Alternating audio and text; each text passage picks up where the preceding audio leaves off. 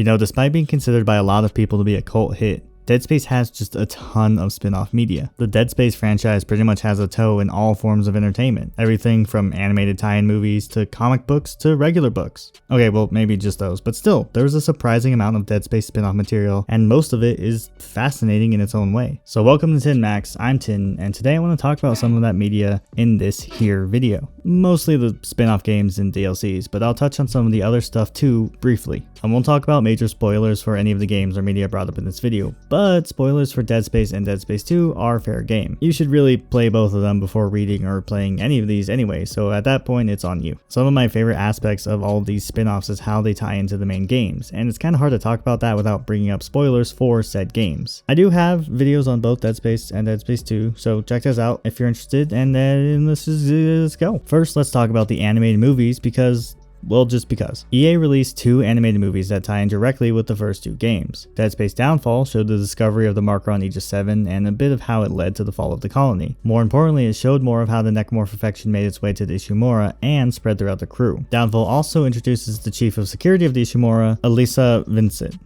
Elisa?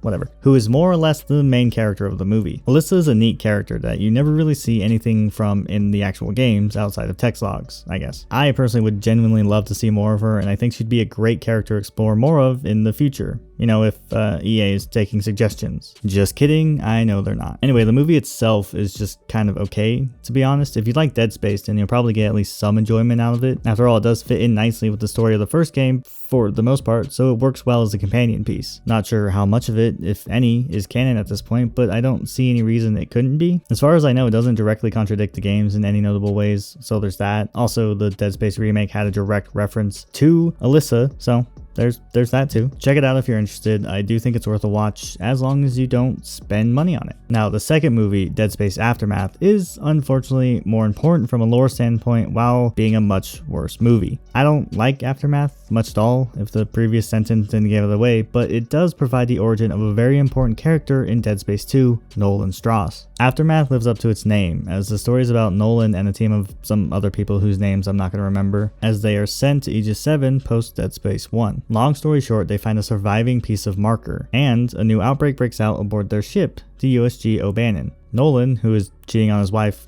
by the way, kills his wife and son after the marker forces him to see them as necromorphs, hence this whole deal with him being crazy in Dead Space 2. The story is broken up into each team member's retelling of the events from their perspectives, and each retelling comes with its own animation style. Love that. Zero issue with that. What I do have an issue with is, and what might honestly be ruining the whole thing for me, is the god-awful 3D animated sections that make up the in-between bits. I just hate it. I hate looking at it. I will say that the story has its interesting moments, but none of the characters are very sympathetic besides Cho, and even then, It's a nice tie-in between Dead Space 1 and 2, but honestly the game does a good enough job filling in the gaps that you're not missing much if you skip this. Last thing I want to mention before we get into the actual spin-off games is one of the spin-off books, Dead Space Martyr, written by B.K. Evanson. The reason this book is so great is because it tells the origin of a massive piece of Dead Space lore. Martyr tells the story of the discovery of the first black marker on Earth, and the quote-unquote founder of unitology, Michael Altman. In a lot of ways, this is the true origin of Dead Space, and all the events that take place in the games kick off here.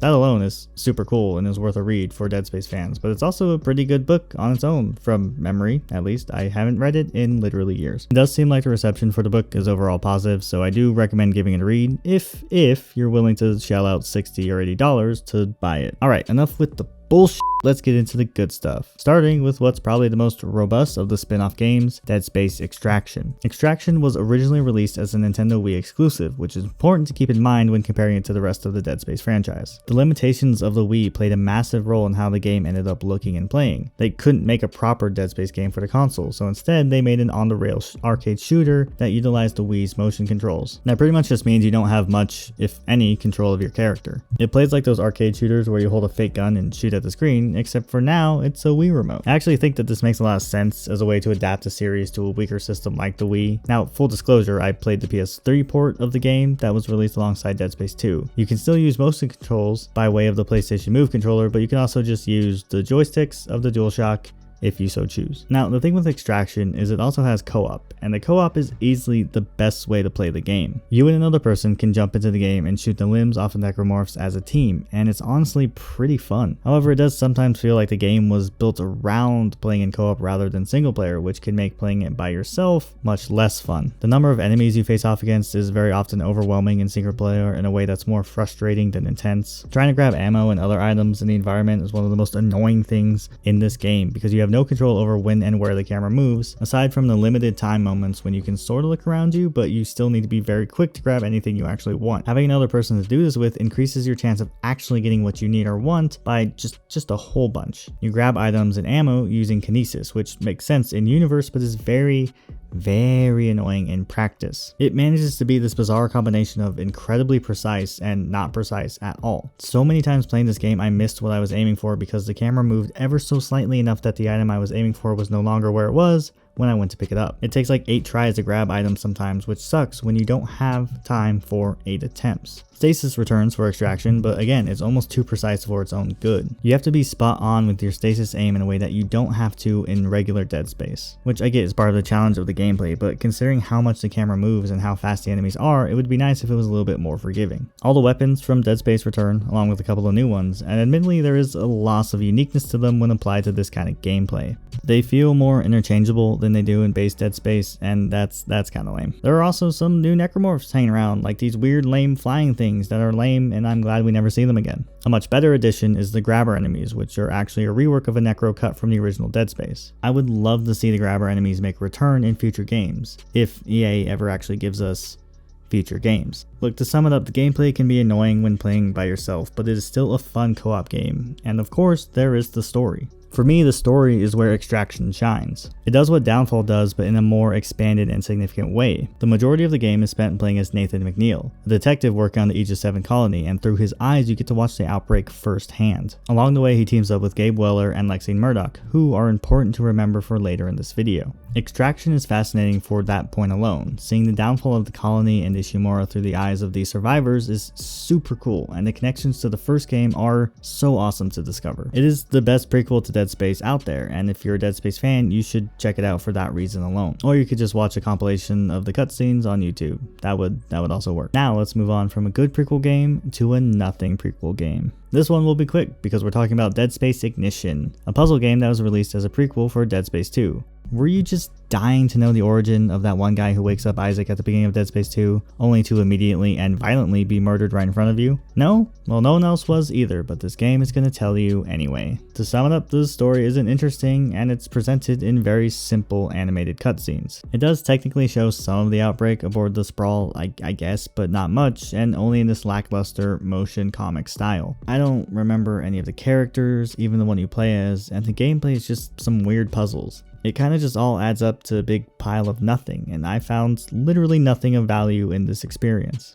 Having an Ignition save file on your console did open some special rooms in the main game for Dead Space 2, but even the stuff you find in there is just kind of nothing. So yeah, anyway, Dead Space had a mobile game that was actually pretty great. Seriously, the mobile game for Dead Space was surprisingly good. I remember playing it on my Sony Xperia phone that had a controller layout instead of a keyboard, and I played it a bunch when I probably should have been paying attention in school. It is straight up just a solid Dead Space game on a smaller screen. All of the Dead Spacey things are present, such as kinesis, stasis, corpse stomping, the whole shebang. Naturally, it had some limitations due to being exclusive to phones, but it was a ton of fun, and the mechanics were all pretty well translated to the touchscreen. I mean, I had the advantage of my phone being part game controller, but still. Even the story was somewhat significant to the lore of Dead Space. You play as a fresh unitologist recruit named Vandal, who was sent on a secret mission for the church, and that mission leads to the outbreak aboard the Sprawl. Kind of a big deal. In Dead Space 2, you can even find audio logs left by Vandal, and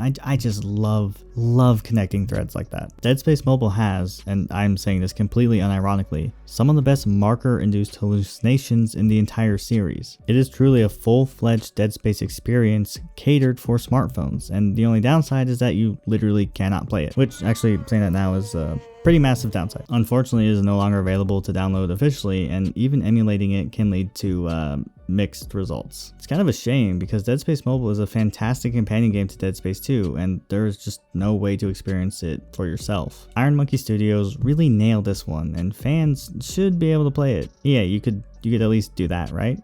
No? No? Yeah, okay. Okay, last but definitely not least, I want to mention the Severed DLC that was exclusive to consoles. Severed was a story DLC for Dead Space 2 that added 2 new chapters with a new playable character and its own story separate from the main game. Said playable character is none other than Gabe Weller from Extraction, and his story is all about getting to Lexine, also from Extraction, before some weird shadow cult organization does. The story is neat and introduces some interesting plot threads that are now deader than Dead Space 2's multiplayer servers. Kinda sucks we never got to see the follow-up to Severed because there was so much potential there. Gameplay wise, Severed was very similar to the main game, with Gabe even reusing Isaac's animations and even some sounds. It did bring back Twitchers from OG Dead Space, so that's something. Twitchers are cool, but my god are they a pain to deal with. Playing through the 2 chapters the DLC offers is also neat because Gabe is basically moving in the opposite direction from Isaac, meaning the actions of one end up being an obstacle for the other, and I, once again, love stuff like that. Unfortunately, Severed was never made available for PC versions, so console remains the only way to play it. I think it's only like $7, so if you're dying to play more of the best Dead Space game, then it is well worth checking out. And that's all I'm going to talk about today. I know there's probably a ton more out there but that I didn't mention, but I feel like these are the most significant, not counting the comic books, I guess. I will eventually have to talk about the time EA took the true ending of Dead Space 3 and slapped it behind a paywall, also known as the Awakened DLC, but not today. That can wait till the Dead Space 3 video. All of these additional entries in the world of Dead Space were so important to me for a while because it seemed like we were never getting new Dead Space content again. Look, the remake was great, but I would have much rather preferred having Dead Space 4, and now that it once again seems like we're not getting any new Dead Space for ever, potentially, these spin-off games are once again all that we got left. I think they are all fascinating in their own ways, and I love exploring the different parts of the Dead Space universe, even if, you know, not all of them are great. If you're a Dead Space fan, then you should check these out if you can. If not, hey, you made it this far in the video, so that's something, right? Anyways, thanks for coming along with me on this nostalgia trip. If you like this video, then, you know, drop a like. If you'd like to see more from us, then hit that subscribe button, and we will see you in whatever we do next.